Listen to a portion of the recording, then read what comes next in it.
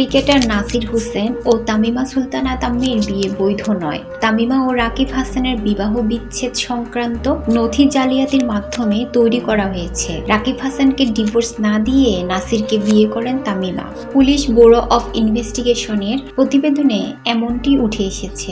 বৃহস্পতিবার ঢাকার metropolitan magistrate Mohammad জসিমের আদালতে এই প্রতিবেদন দাখিল করেছেন পিবিআই এর তদন্ত কর্মকর্তা মিজানুর রহমান। তদন্ত প্রতিবেদনের ভাষ্য মতে রাকিবকে তালাক দেননি তামিমা।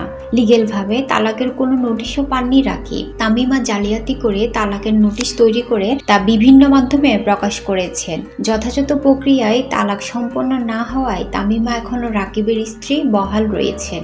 দেশের ধর্মীয় বিধিবিধান ও আইন অনুযায়ী এক স্বামীকে তালাক না দিয়ে অন্য কাউকে বিয়ে করা অবৈধ বা শাস্তিযোগ্য অপরাধ। এমন পরিস্থিতিতে নাসির হোসেন ও তামিমার বিয়ে অবৈধ। গত 24 ফেব্রুয়ারির ডিভোর্স পেপার ছাড়াই অন্যের স্ত্রীকে বিয়ে করার অভিযোগে ক্রিকেটার নাসির হোসেন ও তামিমা সুলতানা তাম্মির বিরুদ্ধে করা মামলাটি পুলিশ ব্যুরো অব ইনভেস্টিগেশনে তদন্তের নির্দেশ দেন আদালত। ঢাকা মহানগর হাকিম মোহাম্মদ জসিমের আদালতে তামিমার সাবেক স্ত্রী রাকিব হাসান এই মামলা করেন। রাকিবের আইনজীবী অ্যাডভোকেট ইসরাত হাসান বলেন, 2011 সালের 26 ফেব্রুয়ারি বাদীর সাথে 1 নম্বর আসামি তামিমা সুলতানার ইসলামী শরীয়ত মোতাবেক 3 লাখ 1 টাকা দেনমোহরে বিয়ে এবং রেজিস্ট্রি হয়। বিয়ের পর থেকে তারা স্বামী স্ত্রী হিসেবে সংসার করতে থাকেন। তাদের তোবা হাসান নামে এক মেয়ে রয়েছে, যার বর্তমান বয়স 8 বছর।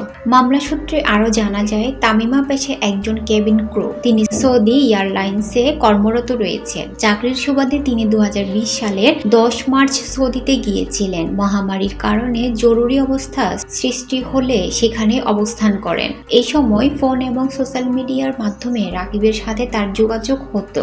গত 24 ফেব্রুয়ারি আইন বহির্ভূতভাবে বিয়ে করার অভিযোগে ক্রিকেটার নাসির হোসেন ও তার স্ত্রী তামিমা সুলতানার বিরুদ্ধে মামলা করেন তামিমার সাবেক স্বামী রাকিব হাসান। গত 14 ফেব্রুয়ারি ক্রিকেটার নাসির হোসেন ও তামিমা সুলতানার বিয়ে হয়। এরপর নতুন করে বিতর্ক উঠে এই ক্রিকেটারকে ঘিরে। তামিমা সুলতানা তার আগের স্বামীকে তালাক না দিয়ে নাসিরকে বিয়ে করেছেন। রাজধানীর উত্তরা পশ্চিম থানায় এমন অভিযোগ তুলে সাধারণ ডায়েরি করেন রাকিব হাসান।